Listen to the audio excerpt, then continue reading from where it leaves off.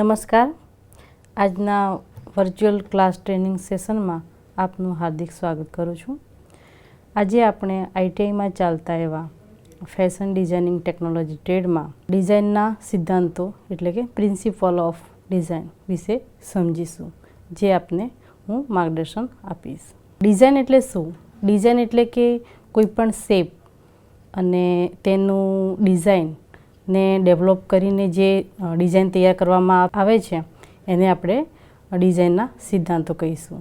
તેની અંદર અલગ અલગ સિદ્ધાંતો હોય છે, જે આપણે પીપીટી દ્વારા આપણે આગળ જોઈશું. પોશાકની ડિઝાઇનને ડેવલપ કરવા માટે મુખ્યત્વે શેપ અને સ્ટાઇલ પર ધ્યાન આપવામાં આવે છે.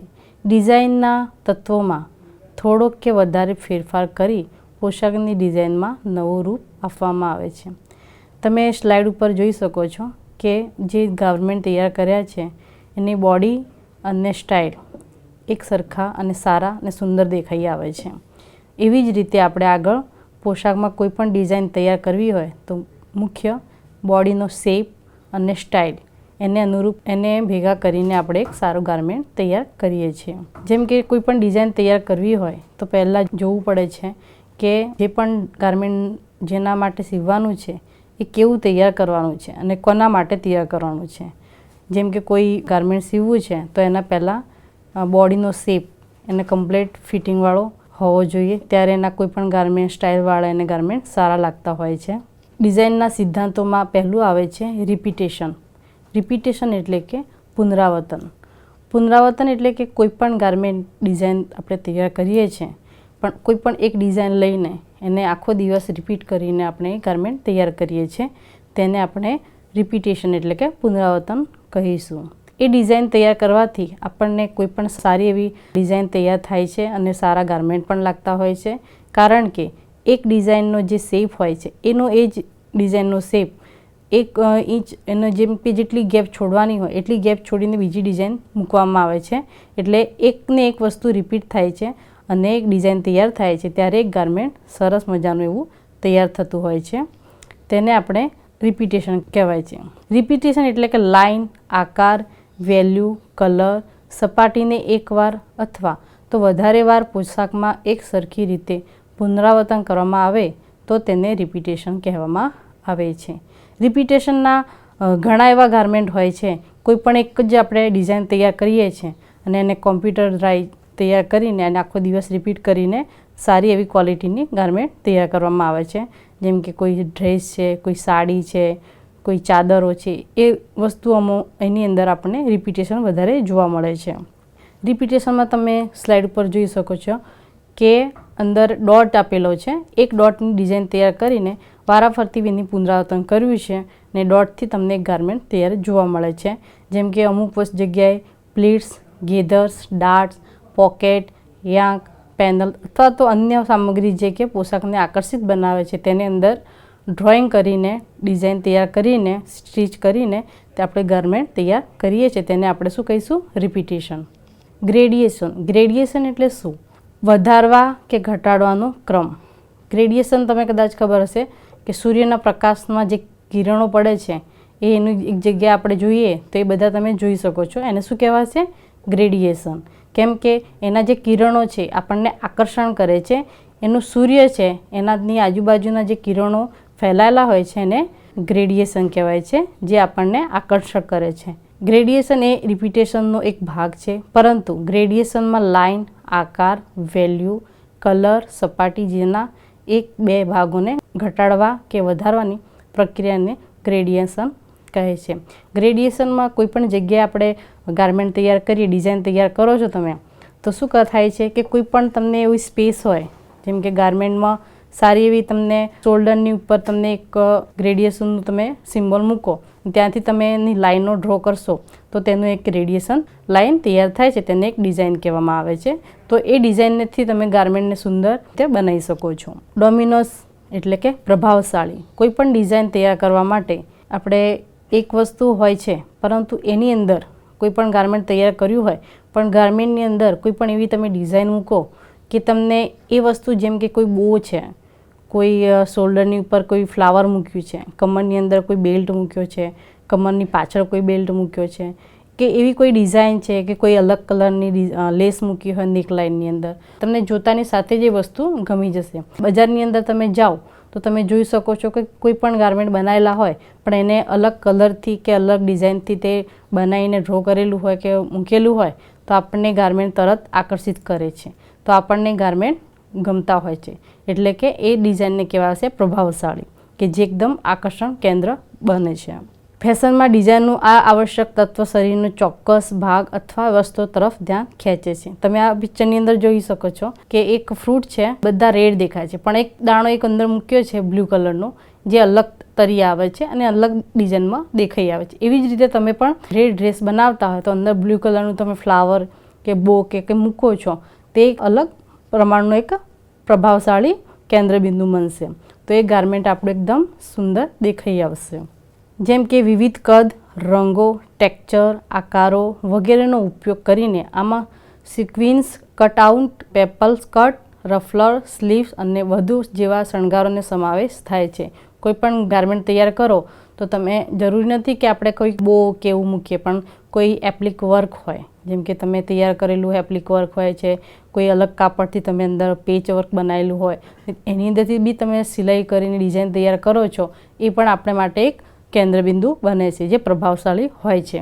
તો આપણે ગાર્મેન્ટ તૈયાર કરવા માટે, શણગારવા માટે આપણે આવા વર્ક બનાવીશું. તે ચોક્કસ વિસ્તાર તરફ દ્રશ્ય રસ ખેંચે છે, તેથી અન્ય ક્ષેત્રો પર ધ્યાન ઘટે છે. જો કોઈ તેમના ખભા ઉપર ભાર મૂકવા માંગે છે તો તેઓ હોલ્ટરને ડ્રેસ અથવા ટોપ પસંદ કરી શકે છે. જેમ કે તમારે કોઈ એમ સારી ડિઝાઇન તૈયાર કરવી છે કે હું બધાથી કંઈક ફંક્શનમાં જતા હોઈએ તો તમે કંઈક અલગ દેખાવા માંગતા હો તો શું કરશો તમે કે અલગ ગાર્મેન્ટ બનાવશો અને અલગ કલરની હોલ્ટર નેક, જે ઊંચી નેક હોય છે એ તમે અલગ કલરથી બનાવશો તો તમને એ પસંદ આવશે અને તમે અલગ તરી આવશો. અને એવી રીતે ટોપની અંદર પણ તમે એવી સારી ડિઝાઇન તૈયાર કરીને નેકલાઇન છે, બોર્ડર છે, સ્લીવ છે, એવી રીતે તમે તૈયાર કરીને એમાં મૂકી શકો છો અને ગાર્મેન્ટ સારી રીતે તૈયાર કરીને પહેરી શકો છો. ભટકતી અને રફલર સ્કર્ટની વિગતો શરીરના ઉપરના ભાગમાંથી ધ્યાન દૂર કરવામાં મદદ કરે છે. એક લોકપ્રિય ઉદાહરણ લેગ ઓમોટન સ્લીવ છે, જે 1980ના લગ્નના જબ્બો અને શણગારે છે. એટલે કે કોઈ પણ ડિઝાઇન કે સ્લીવ, લેગનો મોટરનો સ્લીવ, એ સ્લીવ સૌથી પ્રખ્યાત છે. એ આપણને જ્યારે બનાવી તમે અલગથી ખાલી બીજી ડિઝાઇન તમે ગાર્મેન્ટની અંદર કોઈ તૈયાર ના કરો, પરંતુ તમે ખાલી સ્લીવ અલગ ડિઝાઇનની બનાવીને મૂકશો અને સીવશો તો તમારું ગાર્મેન્ટ આખું એક પ્રભાવશાળી બનશે. એટલે તમારું ગાર્મેન્ટ સૌથી સુંદર અને આકર્ષણ લાગતું હોય છે. રિધમ. રિધમ એટલે શું? દરિયાની જે લહેરો હોય છે, નદીની જે લહેરો હોય છે એને લય કહેવાય છે. તમે આ પિક્ચરની અંદર જોઈ શકો છો. લય એટલે કે એક સરખી એક જ વસ્તુ આખો દિવસ રિપીટ થાય છે અને એનું લય હોય છે. રિધમ ડિઝાઇનના તત્વો જેવા કે લાઇન, આકાર, વેલ્યુ, કલર કે સપાટીની ડિઝાઇનમાં ઉપયોગ કરવા માટે તેના એક પ્રકારની સમતોલપણું જાળવવું તેને રિધમ એટલે કે લય કહે છે. ઉદાહરણ તરીકે પોશાકમાં વપરાતા લેસ, પાઇપિંગ, મોટિફનો રંગ પોશાકનો કપડાને અનુરૂપ મેચિંગમાં હોય છે. તમે આ પિક્ચરમાં જોઈ શકો છો કે એની અંદર એક વસ્તુ એવી સારી બનાવીને રિપીટેશન કરી છે અને લય તૈયાર કર્યું છે. જેમ કે કોઈ ગાર્મેન્ટ તમારે બનાવવું હોય તો શું કરશો તમે કે સારી એવી રીતે પ્લીટ્સ બનાવીને બી તમે લય આપી શકો છો. પછી કોઈ પણ એક જ વસ્તુ વારાફરતી 3 કલરની અંદર તમે લઈને આખો દિવસ રિપીટેશન કરશો ત્યારે એનું પણ લય એક કહેવાય છે. આ પિક્ચરની અંદર તમે જોઈ શકો કે 3-4 કલર જે છે આખો દિવસ વારાફરતી રિપીટેશન થયેલા છે અને એની અંદર એક લય તૈયાર થાય છે. ફેશન ડિઝાઇનમાં લય દ્રશ્ય પેટર્નના પુનરાવર્તનનો સંદર્ભ આપે છે. તે સંગઠિત ચળવળતું સાતત્ય છે અને તેને પુનરાવર્તિત પણ કહેવામાં આવે છે. એટલે કે પુનરાવર્તન કરવું એટલે કે વારાફરતી એને લાવવું, તેને રિધમ કહેવામાં આવે છે. ફેશન શો જ્યારે હોય, કોઈ ડિઝાઇનિંગ તૈયાર કરીને ફેશન શો કરતા હોઈએ છીએ તો એક જ પ્રકારના પણ તમે લય તૈયાર કરીને ગાર્મેન્ટ બનાવીને તમે ફેશન શો કરી શકો છો. ત્યારે પણ આપણા ગાર્મેન્ટ એકદમ અલગ અને સારા સુંદર દેખાતા હોય છે. આમાં 4 ઘટકો છે જેનો ઉપયોગ ડિઝાઇનમાં ઉત્તેજના અને સક્રિયતાની ભાવના બનાવવા માટે થાય છે. આ એક તત્વથી બીજા તત્વ તરફ આગ ખેંચે છે.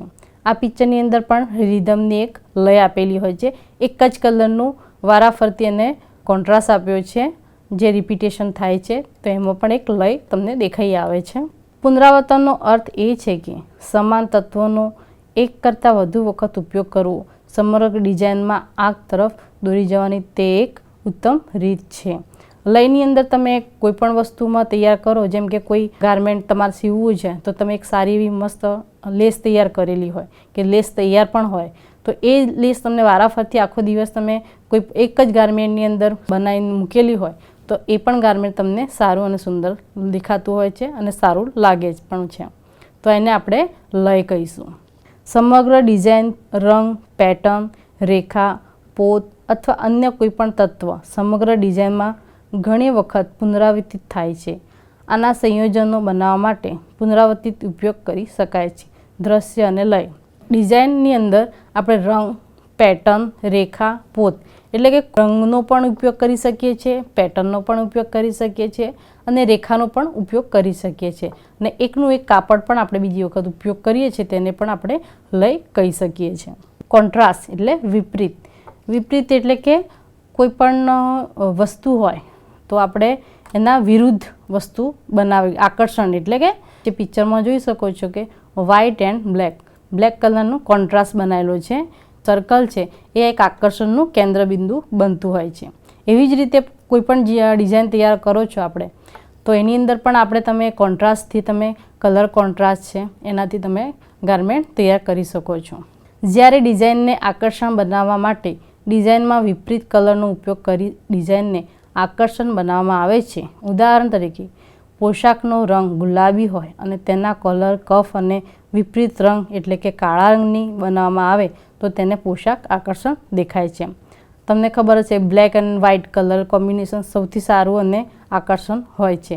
તો આપણે કોઈ પણ ડિઝાઇન બનાવવી હોય તો આપણે એની અંદર કોલર છે, કફ છે, નેક છે, એને જેમ કે ડ્રેસ બ્લેક બનાવતા હોઈએ તો એની અંદર વ્હાઇટ પાઇપિંગ, કોલર એવું નાખીને તમે સારો એ ડ્રેસ એવો બનાવી શકો છો. તેને આપણે શું કહીશું? Contrast colour. કોન્ટ્રાસ્ટ કલરની અંદર અલગ અલગ કલરો પણ તમને બનાવી શકો છો અને તેમાં ડિઝાઇન તૈયાર કરી શકો છો.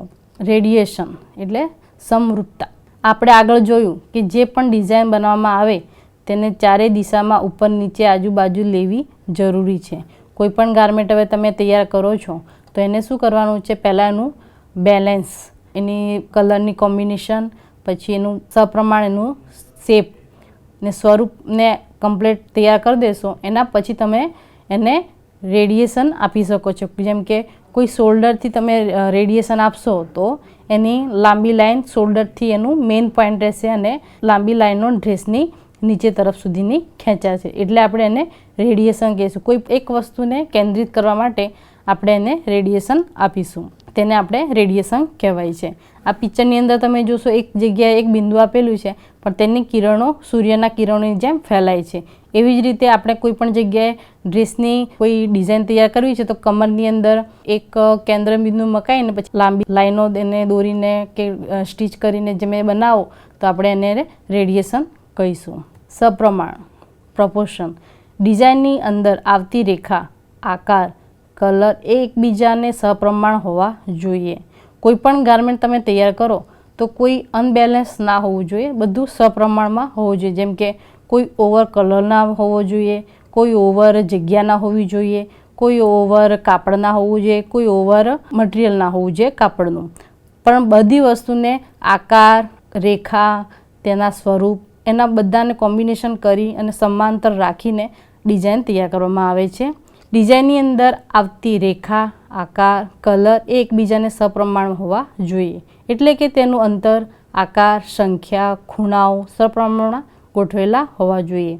ઉદાહરણ તરીકે યોકવાળા ફ્રોકમાં યોકનો આકાર ગોળની જગ્યાએ લઈએ અથવા તો અન્ય કોઈ આકાર લઈ શકાય છે, પરંતુ યોકનું લેવલ કમર સુધી લાવી શકતા નથી. યોક તમારે નેક સુધી રહેતો હોય છે. એટલે આપણે એને સપ્રમાણતા કહીશું.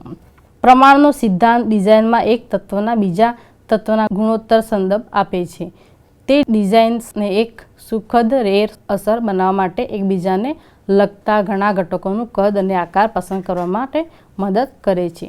જ્યારે વિવિધ ભાગો રકમ, કદ અથવા સંખ્યાઓ એકબીજા સાથે સંબંધિત હોય ત્યારે એકતાની લાગણી બનાવવામાં આવે છે. સપ્રમાણ એટલે કે આપણે કોઈ પણ ગારમેન્ટ તૈયાર કરીએ છીએ તો આપણે કમર, કદ એ આપણે ધ્યાનમાં રાખીને એને સપ્રમાણથી ડિઝાઇન તૈયાર કરીએ છીએ. એવું નહીં કે કોઈ આપણે અપર ગારમેન્ટ બનાવવું છે તો આપણે કમરથી નીચેનું હોય, પરંતુ નીચેનું ગારમેન્ટ પણ આપણને ઉપર લગતું વળગતું અને કમ્ફર્ટેબલ હોય, એના પ્રમાણસર હોય તો એને આપણે ગારમેન્ટ બનાવી શકીએ. જેમ કે અમુક કમર ઊંચાઈ હોય તો આપણે કમર ઊંચાઈ કંઈ પેટ નીચે સુધી નથી લેતા. કમર ઊંચાઈ આપણે છાતીના નીચેના ભાગ સુધી કમર ઊંચાઈ રાખતા હોઈએ છીએ. એવી રીતે આપણે એને સપ્રમાણતા કહીએ છીએ. જ્યારે કોઈ વ્યક્તિ કાર ખેંચે છે ત્યારે તેને વાહનના બાકીના શરીરના પ્રમાણમાં ટાયર બનાવવા પડશે. આ ટાયરના કદ અને કારના શરીર વચ્ચે તુલનાત્મક રીતે સુમેળભર્યો સંબંધ બનાવે છે. એ જ રીતે જ્યારે બે અથવા ઘણા તત્વો જેમ કે રંગો, જથ્થો અને કદ પ્રમાણસર બનાવવામાં આવે છે ત્યારે તે સારું લાગે છે. જો આ સિદ્ધાંતનો ઉપયોગ કરવામાં ન આવે તો અંતિમ ડિઝાઇન વિચિત્ર અને પ્રમાણ બહાર દેખાઈ શકે છે. આ સિદ્ધાંત ગોલ્ડન મીન અથવા ગોલ્ડન રેશિયો નામના નિયમ પર આધારિત છે.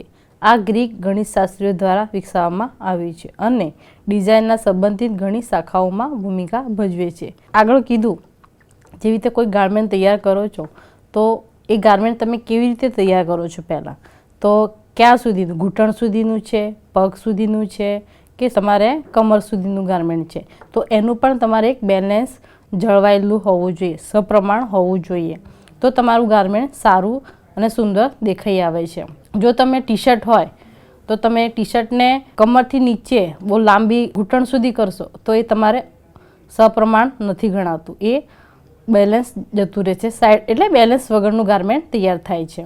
એટલે આપણે કહેવામાં આવ્યું છે કે કોઈ પણ ગારમેન્ટમાં તમે ગારમેન્ટ બનાવો છો તો એનું બેલેન્સિંગ સપ્રમાણસર હોવું જોઈએ. એનો કલર, એનું કાપડની થિકનેસ, એનું વેલ્યુ બધું એકદમ એક સરખું હોવું જોઈએ. ત્યારે કાપડની ડિઝાઇનને આપણને વધારે આકર્ષણ બનાવી શકીએ છીએ. હવે છે બેલેન્સ. બેલેન્સ એટલે કે સમતોલન. ડિઝાઇનમાં લાઇન, શેપ, કલર એ પરસ્પર સમતોલ ન હોવા જોઈએ અને ડિઝાઇનનું સમતોલ રાખવું જરૂરી બને છે. નહીં તો ડિઝાઇન દેખાવામાં આકર્ષણ લાગતી નથી. આમ પોશાકમાં આવતા પોકેટ, પ્લેટ્સ કે અન્ય કોઈ એમ્પ્લી સ્કીમને તેની નિશ્ચિત જગ્યાને સમતોલનમાં હોવી જોઈએ. તમે બાજુમાં એક પિક્ચર જોઈ શકો છો કે બે માણસો છે અને એની ઉપર એક ગોળ રાઉન્ડ મૂકેલું છે, પણ બંનેનું કોમ્બિનેશન જુઓ અને બેલેન્સિંગ જુઓ, બંનેના કલર વિરુદ્ધ છે અને બેલેન્સ પણ એક સરખું છે અને સારા પણ લાગે છે અને ડિઝાઇન એકદમ આકર્ષણ લાગતી હોય છે. એવી જ રીતે આપણે ગારમેન્ટની અંદર શર્ટ બનાવો છો, જેન્ટ્સનો શર્ટ બનાવો છો તો પણ એની અંદર પણ એક બાજુ જેમ કે તમે ડાબી બાજુ પોકેટ મૂકો છો તો જમણી બાજુ પણ એક તમારું પોકેટ મૂકેલું હોવું જોઈએ, કાં તો પછી એના જેવું તમારે કોઈ વસ્તુ એવી પ્લીટ છે, ડાર્ટ છે, એનાથી બેલેન્સિંગ જળવાઈ રહે એવું આપણે હોવું જોઈએ, તો આપણું બેલેન્સ સમતોલ કહેવાશે. ફેશનમાં આ આવશ્યકપણે દ્રશ્ય વજનનું સમાન વિતરણ છે.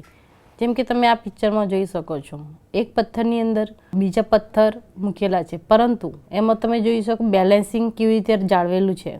તમને ખબર પડે છે કે એક બાજુ મોટો પથ્થર છે તો બીજી બાજુ નાનો પથ્થર છે, પણ એની બાજુ બીજા પથ્થર ઉપર બીજો પથ્થર મૂકેલો છે જે મોટો છે અને સાઈડમાં નાનો છે. પરંતુ એ ગારમેન્ટની અંદર પણ આ જ વસ્તુ બતાવવામાં આવે છે. કોઈ પણ વસ્તુ હોય પણ તમને બેલેન્સિંગ કરતાં આવડવું જોઈએ અને એને કેવી રીતે હાઇલાઇટ બનાવવું છે ગારમેન્ટને અને સારી ડિઝાઇન બતાવી છે તો આપણે એને કેવી રીતે બેલેન્સિંગ જાળવી શકીએ છીએ, તો આપણે ગારમેન્ટ એવી રીતે બનાવીશું.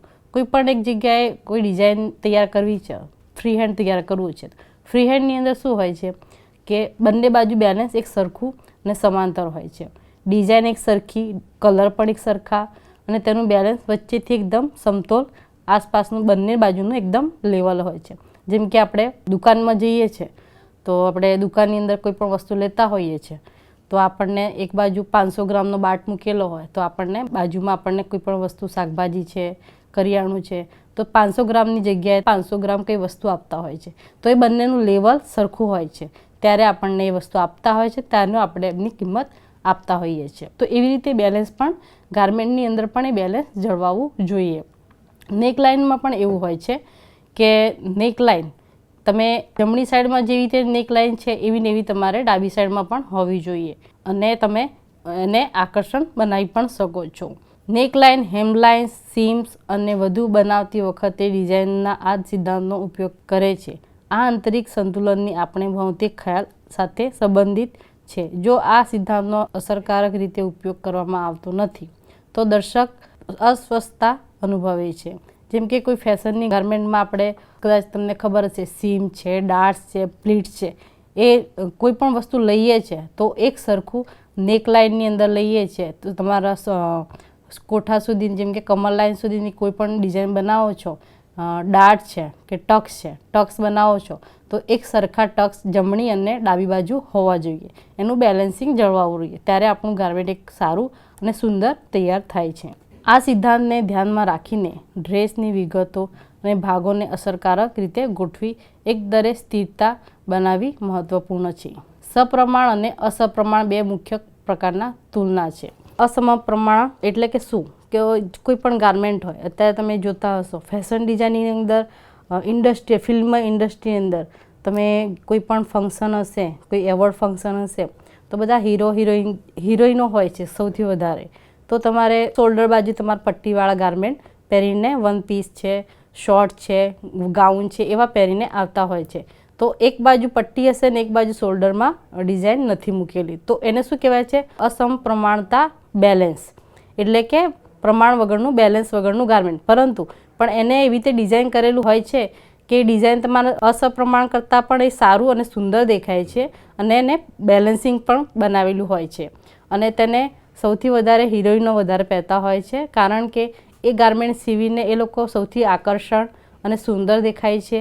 એના લીધે એ ગાર્મેન્ટ મોંઘા પણ વધારે હોય છે અને એ ગાર્મેન્ટો ખાસ કરીને ફિલ્મ ઇન્ડસ્ટ્રીની અંદર જે ગાર્મેન્ટના સારા એવા ડિઝાઇનરો હોય છે એ તૈયાર કરે છે. અસપ્રમાણતામાં અથવા અનૌપચારિક સંતુલન તે છે જ્યારે ડિઝાઇનર ડિઝાઇન તત્વોની ગોઠવણીના પુનરાવર્તનમાં ચોક્કસ રીતે તેનો ઉપયોગ કરીને કોઈ વસ્તુને અસમાન બનાવે છે. એટલે કે અસમાન પ્રમાણતા કરીને પણ એક ગાર્મેન્ટ તૈયાર કરે છે ત્યારે પણ તેનું બેલેન્સિંગ જળવાઈ રહે છે, એટલે આપણે એને બેલેન્સિંગ કહીશું.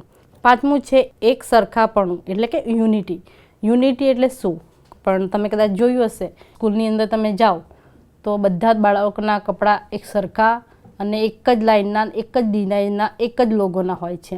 ત્યાં આપણને ખબર પડે છે કે આ સ્કૂલના બાળકો છે. જેમ કે કોઈ સ્કૂલનું નામ હોય સિદ્ધાર્થ પબ્લિક સ્કૂલ, તો બાળક ખબર પડે છે કે આ સિદ્ધાર્થ પબ્લિક સ્કૂલનું બાળક છે. તો એમનામાં પણ આપણે એક યુનિટી જોઈ શકીએ છીએ. યુનિટી એટલે કે આપણે એક સરખા ગાર્મેન્ટની અંદર એક જ ડિઝાઇન, જેમ કે કોઈ એક ડિઝાઇન છે પણ એક જ સરખી લાગતી હોય ગાર્મેન્ટની અંદર પણ, ડિઝાઇનની અંદર પણ અને કલરની અંદર પણ, એટલે કે આપણે એને યુનિટી કહીશું. બીજું જોઈએ કે કોઈ પણ આપણે કોઈ મરમ પ્રસંગ હોય તો ત્યાં આગળ તમે જોયા હશે કે કોઈ બ્લેક કલરના કાપડ ગાર્મેન્ટ પહેરીને આવેલા હશે, તો બધા બ્લેક કલરના ગાર્મેન્ટ પહેરેલા હોય છે. એટલે આપણને અચાનક દૂરથી જ ખબર પડે છે કે અહીંયા કોઈક મરણ પ્રસંગ થયેલો છે, એટલે આ બધા અહીંયા ભેગા થયેલા છે, એટલે આપણને ખબર પડે છે. ત્યાં આગળ પણ એક આપણે ગાર્મેન્ટમાં યુનિટી દેખીએ છીએ. એવી જ રીતે કોઈક પાર્ટી ચાલતી હોય, લગ્ન ચાલતું હોય, પાર્ટી હોય, તો ત્યાં આગળ લગ્નની અંદર પણ બધા ટ્રેડિશનલ ગાર્મેન્ટ પહેરીને જતા હોય છે. અલગ અલગ સાડી છે, ચોલી છે, પણ બધા ભેગા હોય એટલે આપણને ખબર પડે છે ત્યાં એક યુનિટીનું સરખાપણું લાગે છે. તો એટલે આપણને ખબર પડે છે કે ભાઈ અહીંયા લગ્નનું પ્રસંગ છે. તો આપણને ખબર પડે છે કે અલગ અલગ ડિઝાઇન એક સરખી રીતે પોશાકનો ઉપયોગ કરી અને આકર્ષક બનાવવા તેને યુનિટી કહીએ છીએ. જ્યારે ફેશન ડિઝાઇનર તમામ ઘટકોને એવી રીતે વર્ણન કરે છે કે તેઓ એકરૂપ ડિઝાઇન ભાષા બનાવવા માટે ભેગા થાય છે, ત્યારે તેઓ એકતાના સિદ્ધાંતનો ઉપયોગ કરી રહ્યા છે. આને સંવાદિતા તરીકે પણ ઓળખવામાં આવે છે. દરેક ડિઝાઇન ઘટક અન્યને વધારે છે, જે ડિઝાઇનથી આંખને વિચલિત કરે છે. આ સિદ્ધાંત સુનિશ્ચિત કરે છે કે ડિઝાઇન અસ્તવ્યસ્ત અથવા નિર્જીવ દેખાતી નથી. દરેક ડિઝાઇનનો મુખ્ય ધ્યેય એ તત્વ અને શક્ય તેટલી મહત્તમ એકતા પ્રાપ્ત કરવાનો છે. તમે આગળ જોયું કે આપણે આગળના ડિઝાઇનના તત્વો જોયા, તો એને પણ ડિઝાઇનની અંદર આપણે પહેલાં એને પ્રાયોરિટી પહેલાં આપીએ છીએ, કેમ કે ડિઝાઇનના તત્વો વગર આપણે ડિઝાઇનના સિદ્ધાંતો તૈયાર નથી કરી શકતા. એટલે કે કોઈ પણ ડિઝાઇન તમે તૈયાર કરો છો ત્યારે એની અંદર કોઈ પણ અસ્તવ્યસ્તતા દેખાવી જોઈતી નથી. એને કમ્પ્લીટ ડિઝાઇન તૈયાર કરવામાં આવે છે.